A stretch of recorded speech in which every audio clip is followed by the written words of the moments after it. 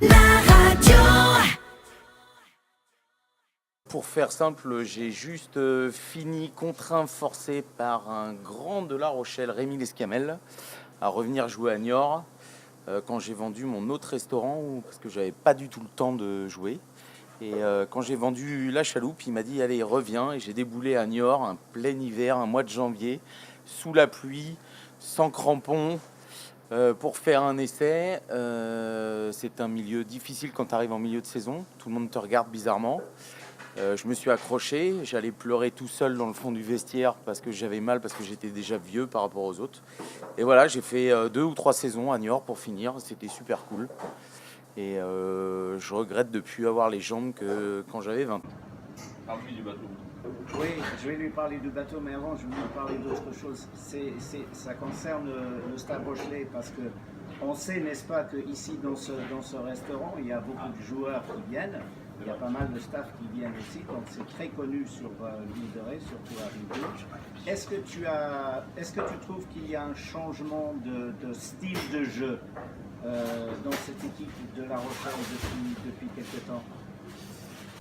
J'avais du mal à reconnaître l'équipe rochelaise sur les dernières défaites. C'était plus le jeu qu'on aimait.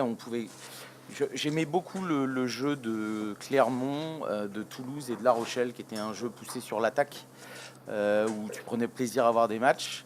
J'ai plutôt envie de dire que le rugby, les autres clubs ou la Pro D2 m'embêtaient sérieusement. Sur du jeu à une passe, on rentre dedans. C'est pas un jeu que j'ai affectionné malgré que je sois un avant. Et j'ai été ravi de voir l'envie sur le dernier match, de retrouver une équipe solidaire, les joueurs qui... une équipe en fait, on laisse pas tout seul les copains, des belles montées défensives. Voilà, il y a encore plein de choses à de nouveau régler pour que ça fonctionne et que ça suile. Mais j'étais très content d'être au match et de voir le caractère que l'équipe a donné. Je pense que je vais traduire la question de Ben Hughes, mais je pense est-ce qu'il y a eu un changement de jeu depuis l'arrivée de John O'Gibbs, hein? C'est ça, Ben, j'ai lu dans tes yeux. Là. Enfin, bref, Alors après, je suis peut-être trop proche ou trop éloigné des membres du staff et des copains pour vraiment dire les ressentis et certaines confidences que j'ai. Le seul truc que je peux dire, c'est que moi, en tant que spectateur et ancien joueur, il y a eu une dégringolade au niveau du jeu qui collait au jeu toulousain et au jeu clermontois, et que ce week-end, peut-être que justement tout le monde arrive à se parler et à repartir du bon pied, et que on fera pas comme l'année dernière, être laissé à la 7e ou 8e position et de ne pas pouvoir aller en phase finale. C'est tout ce que j'espère en tant que amoureux du rugby et amoureux de La Rochelle, que j'adore voir jouer quand ils jouent comme ça. tout à fait d'accord avec toi. Alors, passe avant ou pas?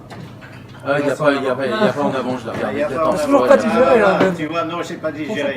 Non, mais j'étais là, j'étais en ligne avec l'arbitre et puis avec la passe. Et, enfin, moi j'ai été au stade, forcément la ferveur te fait dire ouais c'est bon, arbitre, voleur, pour pas dire de gros mots. Est-ce que là ils ont une volonté de jouer la Coupe d'Europe? Je sais pas, j'espère. Le chemin est tellement beau pour aller en finale. Voilà, il y a 2 réceptions à la maison si on bat Bristol. Faut pas oublier que Bristol viennent de se sortir de la zone. Ils sont assez conquérants, tous leurs cadres sont revenus, ça va être costaud. Ils vont pas venir à La Rochelle pour tricoter parce que eux, le championnat pour eux est plié. Ils descendront pas, mais pour eux c'est plié. Donc eux, ils vont tout miser là-dessus. Voilà, si on gagne, on a encore une demi à faire à la maison. Une finale La Rochelle, Clermont à Newcastle. On connaît le problème des Clermontois en finale. Moi, je mettrais une pièce pour La Rochelle en finale si on y va. Ouais, je suis d'accord avec toi. J'ai toujours dit depuis le début, n'est-ce pas, Benji et Patrick, que ça va être 2 finales, La Rochelle, Clermont. Et pour l'instant, cette année, t'es pas mal en pronostic, parce que Ben nous avait annoncé avant le tournoi destination un grand chelem du Pays de Galles, donc on espère que Ben Hughes aura une nouvelle fois raison. Non, je suis là Je pour... suis sûr qu'il n'a pas mis une pièce, il l'a juste dit comme ça. Oui. T'as raison. Dis-moi, on a un peu de temps. Vas-y, Ben. Est-ce que tu peux nous parler un peu de ta passion, ce qui est la voile? Alors, avant de retourner au rugby, je faisais du bateau depuis très longtemps. J'ai fini ma 3e transat, la 3e mini l'année dernière sur les couleurs de l'île de Ré. Et on est sur un gros projet, mais qui demande beaucoup de sous, donc c'est très long à mettre en place. On espère pour la finalité être au départ du Vendée Globe en 2024. Le prochain c'est 2020, c'est trop court. C'est entre 3 ans de préparation minimum, donc on est déjà sur le 2024. C'est hallucinant de parler presque 6 ans plus loin.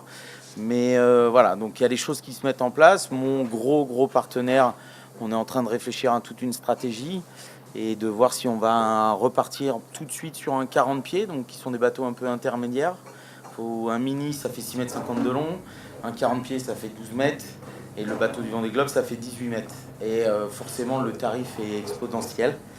Donc on va voir comment on fonctionne, mais j'espère partir rapidement et abandonner un petit peu la restauration, parce que je ne pourrais pas faire les deux, bien évidemment. Et abandonner le rugby aussi, il faut mettre la radio pour écouter les matchs quand on est sur le bateau. Parce que... Ouais, si on avait le temps, ce serait bien. Ouais. Pour faire la transition, je voudrais bien d'abord dire qu'Antoine, c'est quelqu'un qui adore accueillir les étrangers. On rappelle qui s'occupe de chez Raymond à Rive-Doux, le restaurant. Le grand patron. Alors, en ce qui concerne les étrangers comme entraîneurs de l'équipe de France, là, on parle de Galtier, on parle d'Ogara. Et surtout, on parle aujourd'hui de Warren Gatland. Hein. C'est peut-être le choix numéro 1. Je sais pas. Je suis pas pour. Maintenant, quand je vois les résultats de l'équipe de France, j'ai envie de dire faut essayer de faire tout ce qu'on peut pour éviter de prendre une déculatée au Japon. J'ai tellement plus d'idées sur cette équipe de France. J'aurais juste aimé, c'est con, mais qu'ils perdent contre l'Italie pour que vraiment on soit vraiment plus bas que le mur, dans les fins fonds de la fondation du sous-sol, et qu'il y ait une explosion totale. On ne peut pas se contenter d'une victoire contre les Italiens et les Écossais. Ceci dit, c'est notre place au ranking mondial, il ne faut pas l'oublier. On n'est pas invité dans les 5 premières nations mondiales, et si un jour les Français veulent y retourner, il va falloir trouver des solutions. C'est pour ça qu'Antoine part sur un voilier pour éviter de voir les matchs de l'équipe de France, en fait. Il n'y a pas la télé à bord des pédards. On va se donner rendez-vous au Japon. Tu viendras avec ton bateau. Non. Antoine, quelques questions en parallèle avec la voile que tu connais très bien et le rugby. Est-ce que dans la voile, il y a des entraîneurs? Oui, on a des entraîneurs, oui. Il y a des entraîneurs qui ne montent pas sur le bateau lors des voiles, lors des... Alors, les transats se font seuls ou en double ou en équipage. Mais vous verrez que je parle jamais, même si je suis en solitaire, je dis toujours on, je parle jamais à la première personne, parce qu'on est une équipe, c'est assez bizarre, mais il faut vraiment une équipe, être entouré d'une équipe, d'un entraîneur, de coach, de peu importe comment vous les appelez, pour nous mettre dans les meilleures situations pour pouvoir partir tout seul. Antoine, une dernière question. Je suis assez franchouillard, j'aime pas le terme nationaliste. Comment tu peux expliquer l'hégémonie des skippers français dans toutes les courses autour du monde, ou toutes les courses des transats? Alors en fait c'est assez simple, c'est que la voile en solitaire est franco-français. On a très peu d'étrangers qui jouent à ce sport-là. Les étrangers sont très course en équipage et on part le matin en mer et on rentre le soir. Pour cause, par exemple, pas de skipper français ou très peu de français sur la Coupe de l'América.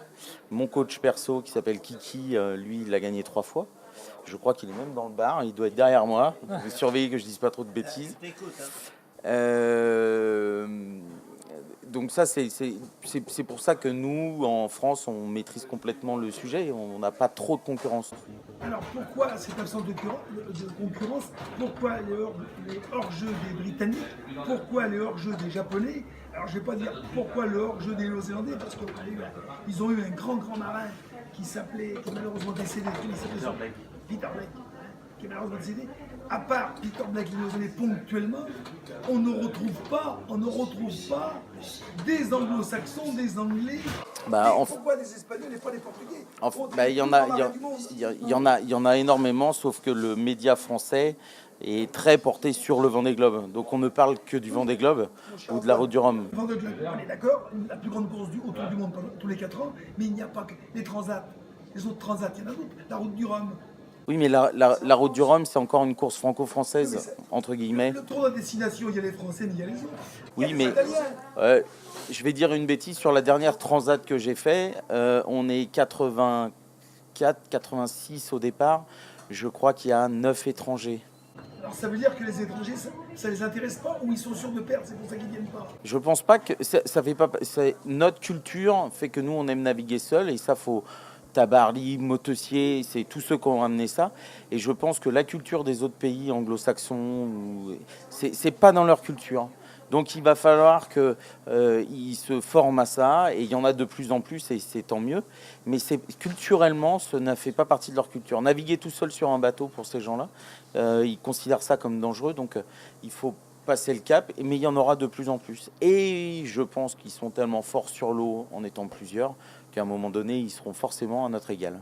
La radio.